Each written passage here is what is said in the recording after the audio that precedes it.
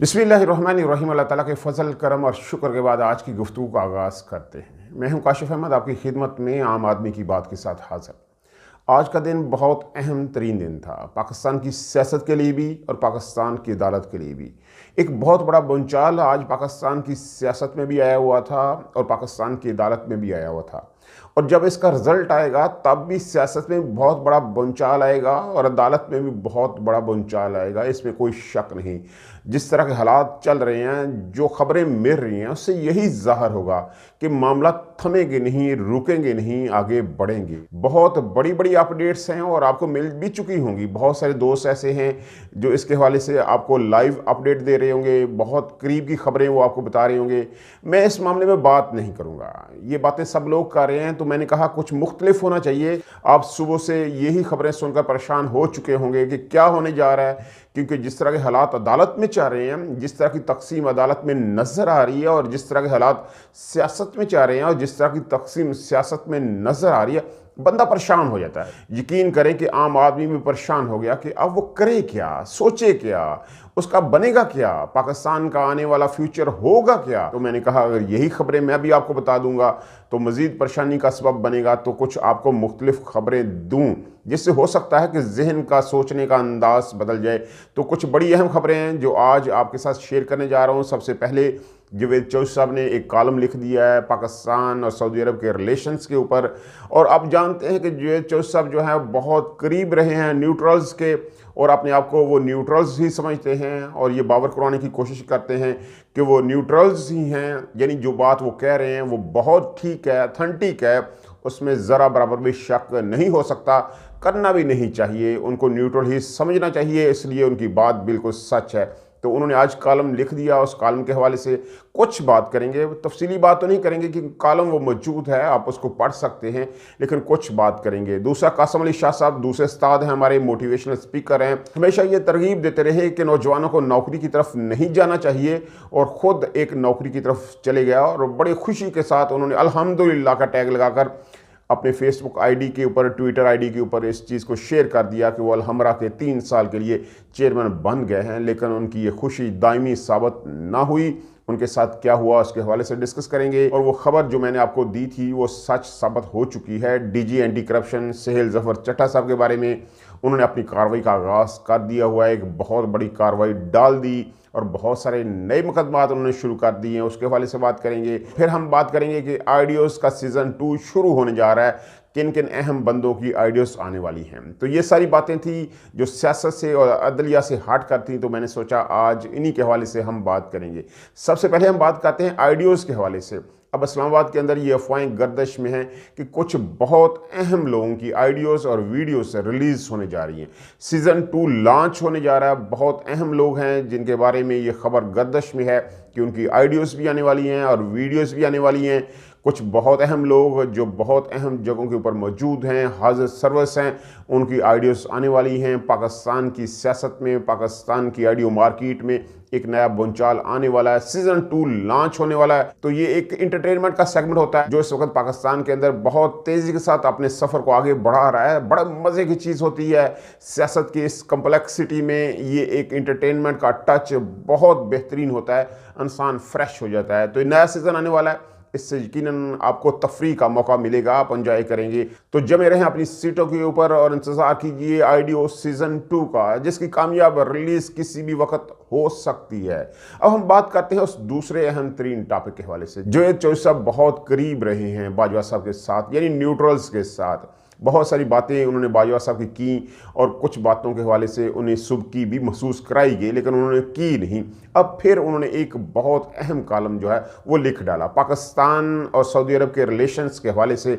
उन्होंने बहुत अहम कॉलम लिख दिया। अब यकीनन आप जानते होंगे जो माजी रहा है जवेद चौधरी साहब का कि वो इमरान खान के ख़िलाफ़ ही लिखते हैं, कहीं ना कहीं से बात घुमा कर लाते हैं। बात घुमाने का फ़न तो उन्हें आता है और बहुत बेहतरीन आता है, तो बड़ी दूर से बात को घुमा कर लाते हैं। वहाँ से शुरू करते हैं कि मैं जहाज़ में सफ़र कर रहा था, मैंने वहाँ से नीचे खिड़की में देखा तो नीचे मुझे मेरा प्यारा दोस्त कासिम नज़र आया। कासिम के वालिद साहब ये करते हैं और वो करते हैं।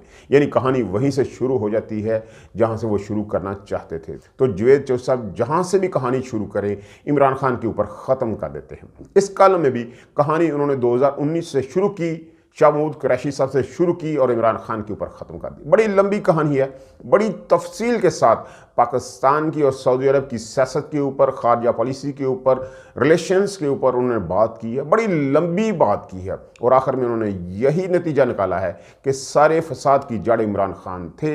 इमरान खान सऊदी अरब में जो हुक्मरान हैं उनका तख्ता उलटना चाहते थे। ये बात जावेद चौधरी साहब ने डैश डैश डैश डैश लगाकर अपने कॉलम में लिख दी है। अपनी एक निजी महफिल में इमरान खान ने ये कह दिया कि यार हम क्या डैश डैश डैश का तख्ता उलट नहीं सकते। सऊदी अरब में कौन लोग हुक्मरान हैं, कौन डैश डैश डैश है। आपके अंदर इतनी हिम्मत है, आप इतनी बड़ी बात कर रहे हो, किसी ने आपको ये बात बताई है। बहुत अंदर की बातें उन्होंने इस कॉलम में लिखी हैं, अशरफी साहब के हवाले से, इस्टेब्लिशमेंट के हवाले से, इमरान खान के हवाले से, मोहम्मद बिन सलमान के हवाले से बहुत अंदर की बातें लिखी हैं।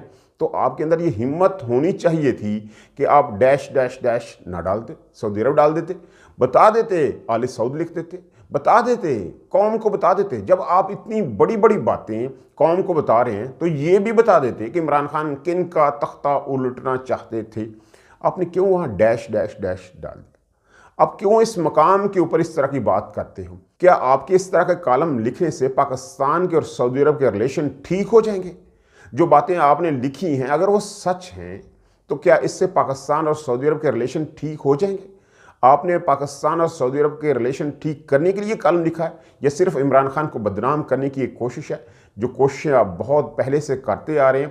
किसी के कहने के ऊपर, बाजवा साहब के कहने के ऊपर आपने बहुत सारे इल्ज़ामात लगाए, बहुत सारी चीज़ों को क्लियर करने की कोशिश की, लेकिन वो क्लियर ना हो पाई।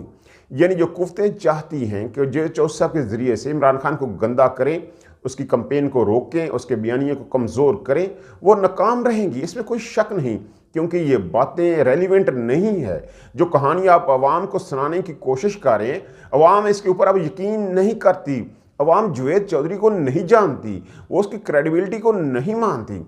इंसान को एक दफ़ा में पता चल जाता है कि ये बंदा कहाँ से बोल रहा है, सच बोल रहा है या नहीं बोल रहा। ये जनरेशन अब बहुत तेज़ हो चुकी है। किसी ने कहा था कि अब इनकी आंखों का ऑपरेशन हो चुका है, ये सही देखते हैं, सही पहचानते हैं, अब इनको बेवकूफ़ नहीं बनाया जा सकता, ये वेल इन्फॉर्म लोग हैं। तो इस तरह के काम लिखने से किसी को कोई फ़ायदा नहीं होगा। इसका भी पार्ट 2 आएगा। जावेद चौधरी साहब ने कहानी को रोक दिया है, जारी का कॉलम लिख दिया है कि जारी होगी, एक नया कॉलम आएगा, सिलसिला दराज होगा। इमरान खान के बारे में बताया जाएगा कि सऊदी अरब के साथ पाकिस्तान के रिलेशन को ख़राब करने में सबसे अहम किरदार इमरान खान का ही था। ये साबित करने की वो कोशिश करेंगे। इससे पहले भी वो बहुत दफ़ा ये कोशिश कर चुके हैं और इससे पहले भी बहुत दफ़ा उनकी ये कोशिश नाकाम रही है।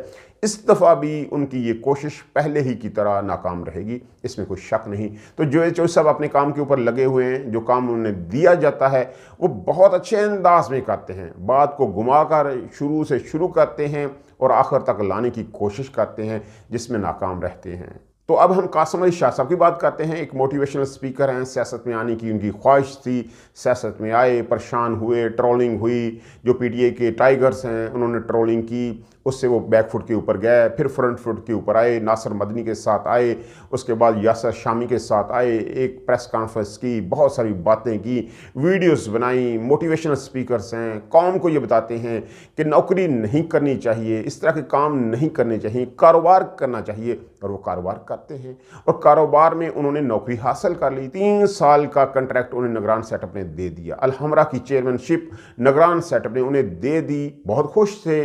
अपने ट्विटर आईडी के ऊपर उन्होंने इसकी पोस्ट लगाई, अल्हम्दुलिल्लाह 3 साल के लिए मैं अलहमरा का चेयरमैन बन गया हूँ। आपकी क्या काबिलियत है, क्रेडिबिलिटी क्या है, क्यों आपको ये ओहदा दिया गया और क्यों आपने ये ओहदा लिया, ये बहुत बड़े बड़े सवाल हैं। लेकिन सवाल करने का फ़ायदा कोई नहीं होता, क्योंकि हर इंसान का अपना सच होता है और अपना झूठ होता है। वो अपने सच के ऊपर खड़ा होता है और दूसरे के सच को झूठ मानता है। यही इंसान की फितरत है। खा वो मोटिवेशनल स्पीकर हो, खा वो आम आदमी हो, हर बंदे की यही जहनीत होती है कि वो अपने सच को सच मानता है और दूसरे के सच को झूठ मानता है। लेकिन कासिम अली शाह की ये खुशी ज़्यादा देर कायम ना रह सकी। किसी बंदे ने, किसी सितम ज़रीफ ने निगरान सेटअप के इस अमल को चैलेंज कर दिया तो लाहौर हाई कोर्ट ने निगरान सेटअप के इस अमल को रद्द कर दिया और कासिम अली शाह की नौकरी बर्खास्त कर दी। 4 दिन की चांदनी, फिर अंधेरी रात। अब एक और मजाक, एक और ठट्टा, ट्विटर के ऊपर एक और ट्रेंड बनाए जा रहे हैं। कासिम अली शाह साहब की दोबारा ट्रोलिंग हो रही है। बंदे को वो काम करने नहीं चाहिए जो उसके नहीं है।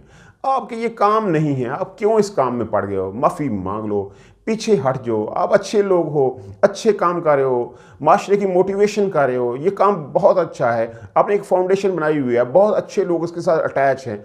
आपको वही अच्छा काम करना चाहिए। सियासत आपके करने का काम नहीं है। इस बात को जितनी जल्दी आप समझ लोगे उतनी जल्दी आपके लिए ही अच्छा होगा और पाकिस्तानी माशरे के लिए भी अच्छा होगा, क्योंकि आप कुछ ना कुछ तो पाकिस्तानी माशरे के लिए अच्छा कर ही रहे हो।